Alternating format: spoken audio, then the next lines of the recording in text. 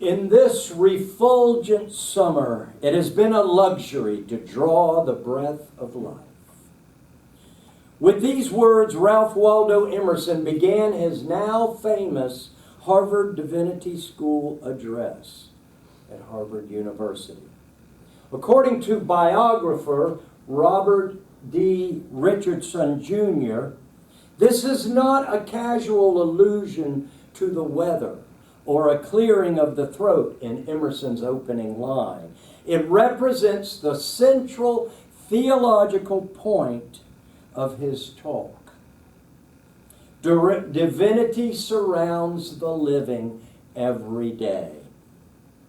Long before that moment, on July 15, 1838, Emerson revealed an insight that would never leave him. In a letter to his first and brightest guiding light, his Aunt Mary Moody Emerson, he wrote, quote, "A portion of the truth, bright and sublime, lives in every moment, in every mind."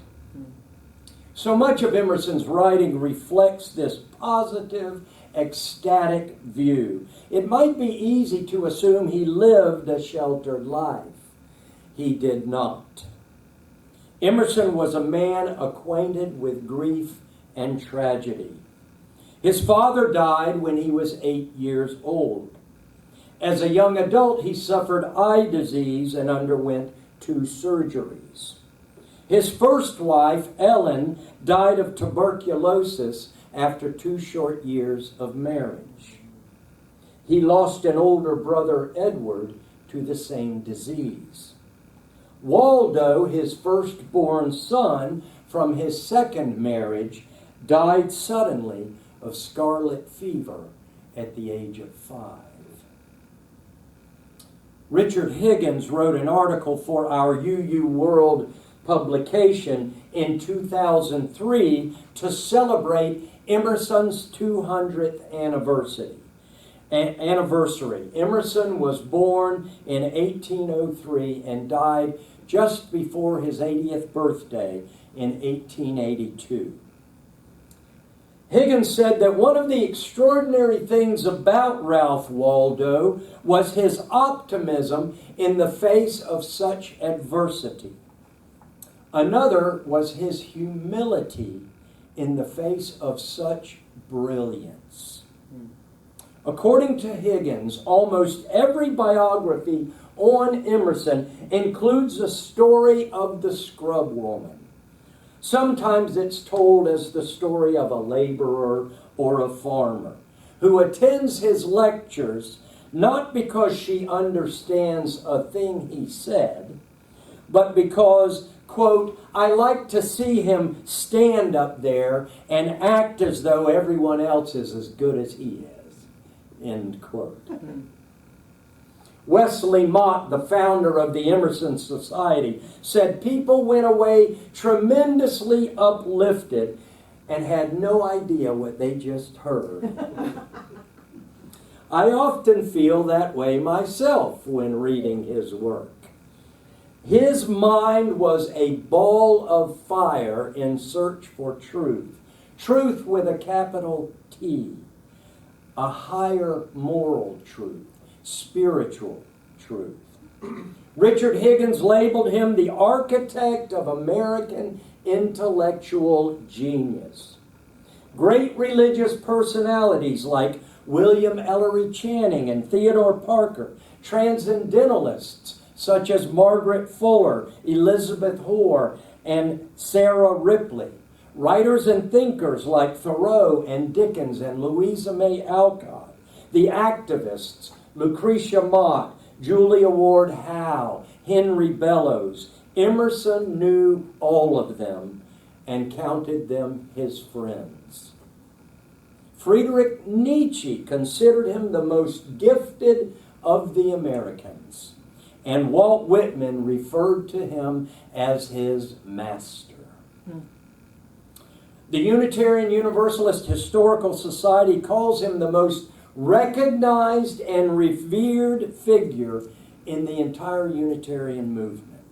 Ralph Waldo Emerson is so ingrained in our faith and UU culture that it is easy to forget that he was controversial and outcast. His messages today may seem in our time short of revolutionary, and yet for 12 years after he delivered his divinity school address, he was persona non grata at the college. The bulk of Emerson's lecturing, which was enormous, did not take place in churches or in institutes of higher learning, but in public forums and in meeting houses all around New England and the Midwest. This was cinema. This was drama in those days. Emerson's crime for which he was expunged was preaching self-reliance. Quote, "To believe your own thought, that is genius." He espoused the ultimacy of personal experience. He expressed the fundamental view of the world that sees God in everything. Not pantheism, God in trees and God in flowers, but what Richardson called hypertheism. God in everything, everyone, everywhere. Forrest Church called it harmonious spirituality. Emerson, "My own mind is the direct revelation I have from God." My own mind is the direct revelation I have from God. Put that on your refrigerator. He wrote, "The ultimate reliance of a human being must be on his or her own mind." The Reverend Suzanne Meyer of Atlanta suggests that Emerson and the Transcendentalists are probably more relevant now than they were in their time.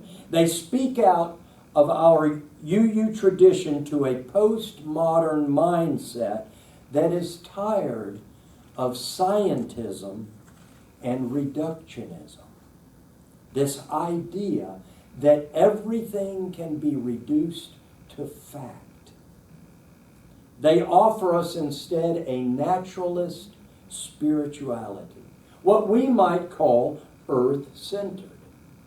Emerson speaks to young people who want to awaken a reverence for nature in their lives. Reverend Meyer said, "I think Emerson is appealing today because UUs want an authentic religion of their own, an authentic faith. We've tried everything else. We're tired of borrowing from other traditions. Now we want an authentic Unitarian Universalist spirituality, one embedded in our own history." You know, many of us go through life, myself included, collecting bits and pieces of understanding. Oh, that's an interesting thought. Or this book really inspired me. Early Christianity, Native American studies, Zen and the art of archery, Buddhism, yoga, Tai Chi, self-help gurus, a patchwork and mosaic of our faith. Probably the bulk of us have not the will nor energy for truly integrated thought throughout our lives. That's what Emerson said. Even before the age of cell phones, televisions, movies, and all the other distractions, he says, we are so distracted that we find it difficult to create an integrated spirituality. So much of our time, he said, is preparation, so much is routine, and so much retrospect that the pith of each one's genius contracts itself to a few hours. Yet Emerson himself was a man of singular intensity and focus, who strove his entire life to be consistent and progressive in his thoughts and actions. One brief excerpt from Richardson's massive biography, The Mind on Fire, reveals his amazing discipline and drivenness. This is a quote from the book. Beginning in 1819, when he was a sophomore, Emerson began keeping a college-themed notebook as well as a list of books he had read. A third notebook was used for poetry. A fourth, begun in 1820, grew into a general notebook for drafts of essays. Also in 1820, he began a series of notebooks, each called Universe, full of quotations from his reading. He began yet another series of notebooks called Wide World, with his own thoughts and observations on a wide range of subjects. By 1823, he had filled 12 of these. Emerson wrote constantly. He wrote about everything. When he had nothing to say, he wrote about having nothing to say. He read and indexed and reread what he had written. He copied letters into his journals and transcribed prose from his journals into his letters. Remarkable in all of this is that he never stopped. In his 80 years of life, Emerson filled 230 volumes with 2 enormous 400-page indices and indices for his indices.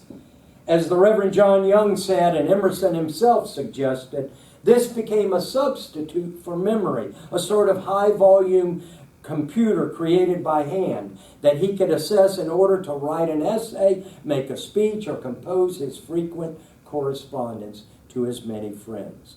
You might say Waldo was prolific, but we have only scratched the surface.